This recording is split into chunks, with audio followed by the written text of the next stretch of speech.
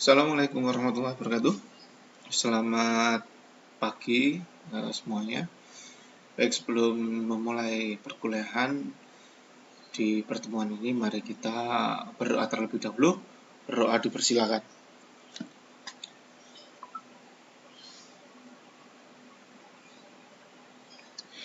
Berdoa selesai. Baik, semuanya ya kelas. Hari ini kita akan bahas mengenai paper yang menjadi tugas kalian ya.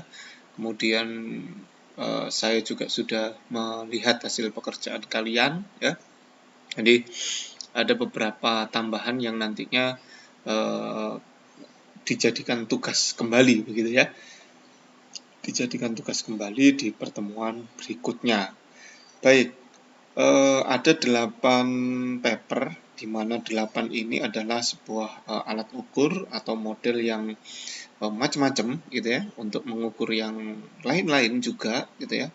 Ada yang seperti ini ya, EUCS atau biasa disebut dengan end user computing satisfaction gitu ya. Paper ini menggunakan teori customer computing satisfaction atau seringkali juga disebut dengan customer satisfaction begitu. Nah, pada paper ini memang tersedia dua model begitu ya, dua model. Yang pertama adalah model dari EUCS model Doll and Torxit gitu ya. Nah, paper ini menggunakan model original gitu atau alat ukur originalnya untuk kemudian diamati, untuk kemudian digunakan kembali. Tunggu. Oke. Nah, untuk digunakan penelitian.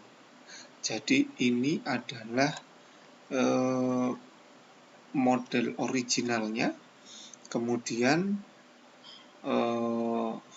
direplikasi gitu ya, direplikasi menjadi sebuah penelitiannya. Nah, saya akan memberi satu contoh ini dan kemudian nanti akan saya beri penjelasan sedikit-sedikit yang kemudian menjadi tugas kalian begitu ya, untuk menjabarkan lebih panjang. Oke, di EUCS tahun 1988 ini adalah temuan pertama di mana sebuah model atau sebuah alat ukur untuk kepuasan kegunaan gitu ya.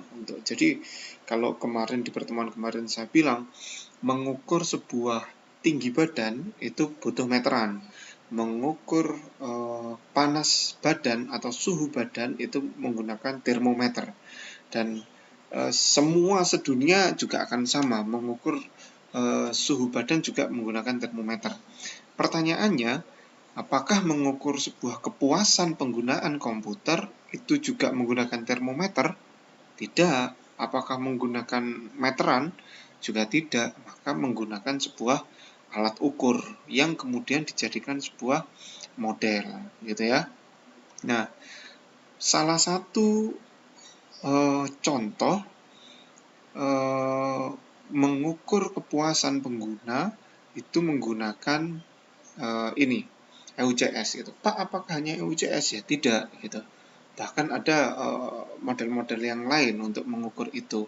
Maka dari itu dalam penelitian ini diujilah sebuah teori model gitu ya, teori alat ukur diuji kembali, direplikasi ke dalam penelitian beliau gitu ya.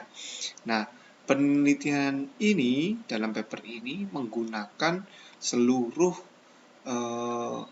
existing yang ada di dalam model EUCS gitu ya. Jadi mulai dari EUCS-nya gitu ya, kemudian mulai dari variabelnya gitu ya, ada variabel-variabel ini yang kemudian bisa kita nyatakan bahwasanya penelitian di dalam paper ini menggunakan replikasi daripada model EUCS yang sudah ada. Begitu ya. Begitu juga dengan indikator-indikatornya. Tunggu, saya ganti warna dulu. Nah, begitu juga dengan indikatornya. Ya. Nah, loh Pak, apakah boleh ketika sebuah penelitian begitu, sebuah penelitian menggunakan beda daripada aslinya gitu. Boleh sekali gitu ya. Boleh sekali, atau alat ukur beda dengan aslinya, boleh sekali. Saya contohkan di sini.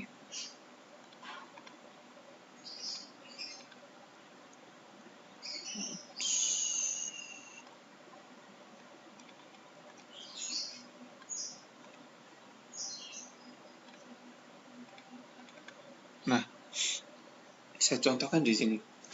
Ini adalah model ISSM gitu ya, Information Success Model. Nah, ini adalah salah satu contoh di mana sebuah model gitu ya, di mana sebuah model tidak sama persis dengan originalnya. Biasa disebut original. Di dalam penelitian ini seringkali disebut dengan original model. Artinya model yang ini adalah modifikasi atau pengembangan dari model yang itu. Nah, model yang itu, model yang ini. Nah, jika kita lihat di sini beda sekali ya. Kalau yang tadi adalah mengukur kepuasan pengguna, di sini mengukur kemanfaatan untuk organisasi gitu ya. Atau kemanfaatan untuk apa itu? Ya, tinggal kita cari net benefitnya untuk apa. Gitu ya. Nah, bagaimana cara membacanya? Nah, net benefit organization gitu ya, atau di sini di dalam poin ini ya. Nah, net benefitnya apa gitu. Dipengaruhi oleh kepuasan pengguna ya, user satisfaction dan use. Nah, sebuah learning management system itu bisa bermanfaat ya, bisa dianggap penerapannya berhasil ketika digunakan dan penggunanya puas menggunakan. Gitu ya. Nah, parameter puas dan parameter penggunaan yang baik, yang bagus itu dilihat dari teknologinya. Dalam model ini dilihat dari teknologinya.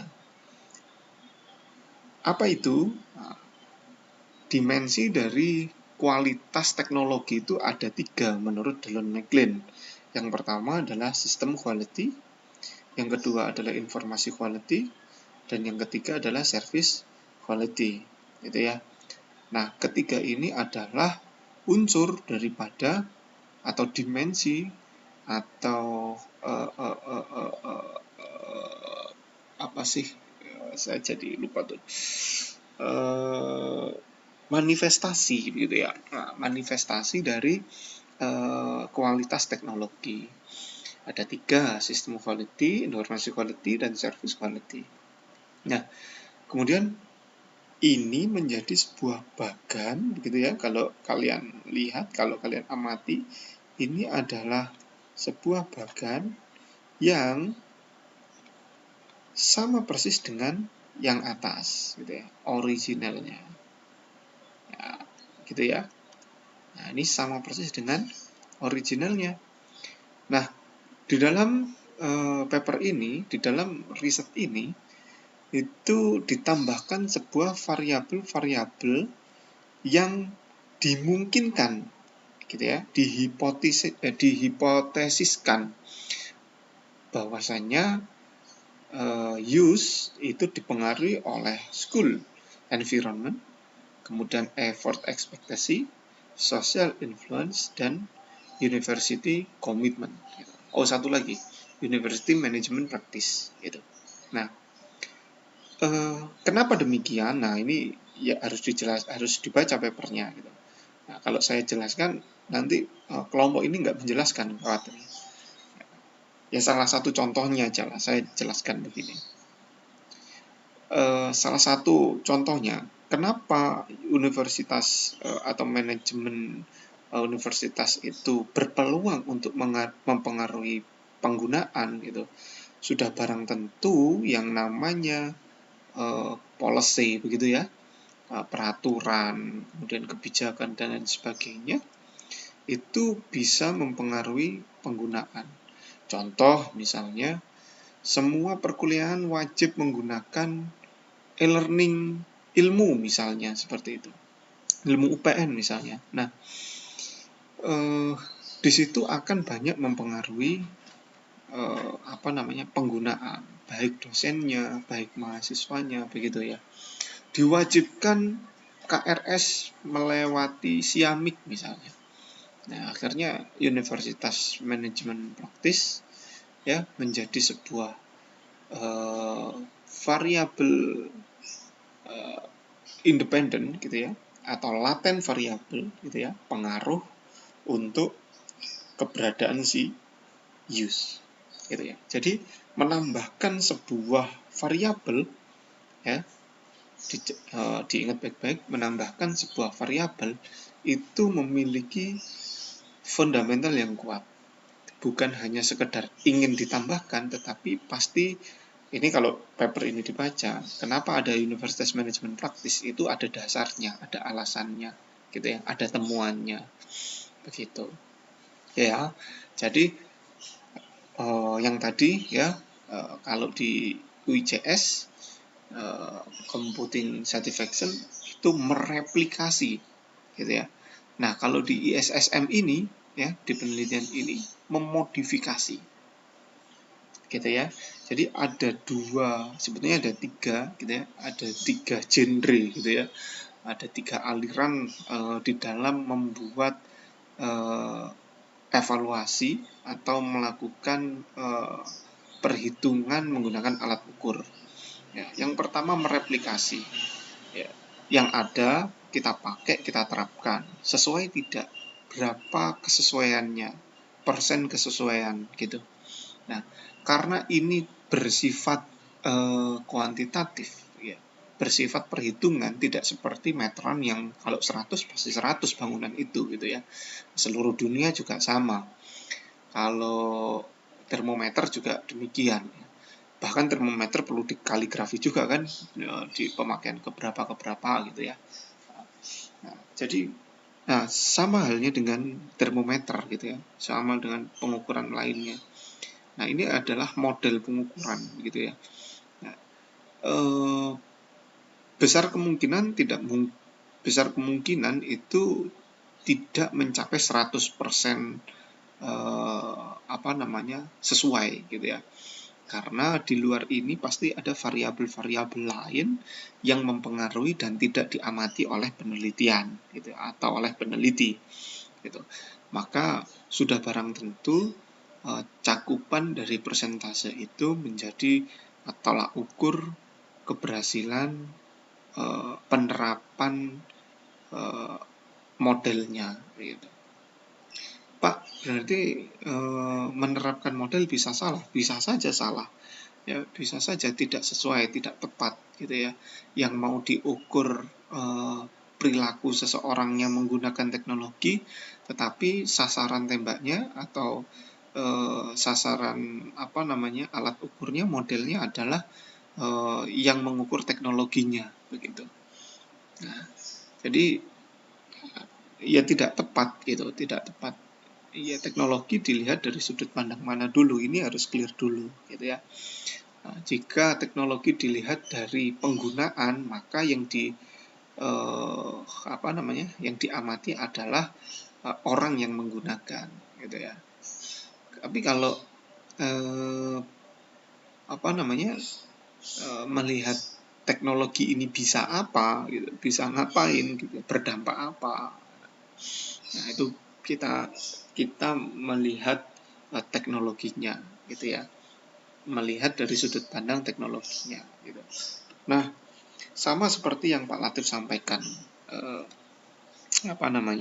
sebelum-sebelumnya begitu, bahwasanya terdapat 126 bahkan lebih gitu ya yang tertulis di dalam wiki IS manajemen juga hanya sekian gitu ya. Ya Pak Latif bilang hanya sekian, hanya 126, karena saya yakin masih banyak model-model di luaran sana gitu ya yang bisa mengukur fenomena-fenomena yang terjadi di masyarakat digital ini gitu ya. Nah, dan seterusnya gitu ya. Nah, ini nanti Pak Latif berharap hari ini menjadi tugas kalian ya, untuk kemudian setiap kelompok memberikan pencerahan, memberikan presentasinya, memberikan temuannya ya. Sama seperti ya, ini kebetulan paper ini itu ada, tapi memang paper yang baik itu seperti ini ya. Ada original modelnya begitu, ada original modelnya dan ada futuristnya gitu ya. Ini ada extend modelnya. Jadi model yang sekarang digunakan sebagai penelitian yang mana, apa, bagaimana gitu. Itu ya. Ini kebetulan aja papernya bagus gitu, enak dibaca ini. Ya, jadi barang siapa atau barang kelompok yang tidak dapat paper yang demikian gitu ya, silakan dicari gitu ya, silakan dicari. Terkait apa? Terkait tugas yang akan Pak Latif berikan. Tugas yang pertama yaitu silakan mencari model originalnya terlebih dahulu gitu ya. Temukan model originalnya, paper originalnya, kemudian bahas papernya gitu ya. Kemudian bahas papernya. Setelah kalian berhasil membahas papernya, temukan 5 jurnal gitu ya, 5 paper yang serupa dengan paper atau kelompok yang kalian dapatkan gitu. Jadi model ini akan terus kalian kerjakan secara berkelompok sampai perkuliahan ini selesai. Kita bangun fundamentalnya, kalian bangun fundamentalnya mulai dari literatur review ya, mulai dari paper-paper yang ada sampai kemudian mencoba learning to do ya, belajar sambil melakukan, menentukan studi kasus nantinya gitu ya, menentukan studi kasus. Ini Pak Latif kasih bocoran nih biar kalian siap ya.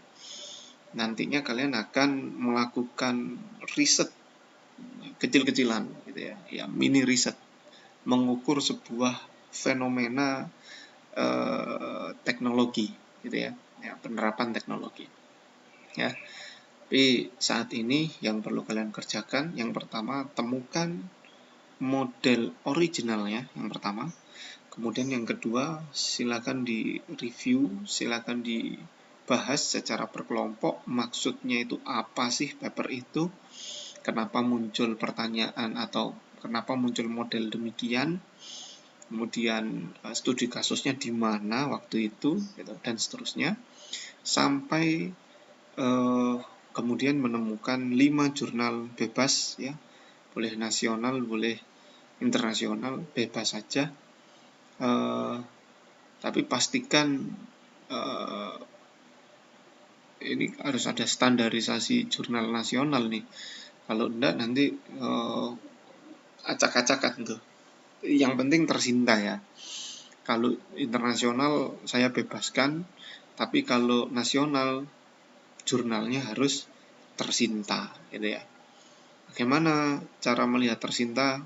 Mungkin ada yang sudah tahu dan sudah bisa cara carinya, silakan berbagi dengan temannya gitu ya. Standarnya tersinta.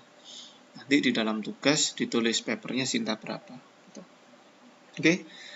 Dan dari 5 jurnal tadi silakan di review kembali, ditemukan modelnya, ditemukan perbedaannya, ditemukan sintesisnya, kemudian ditemukan gapnya gitu ya.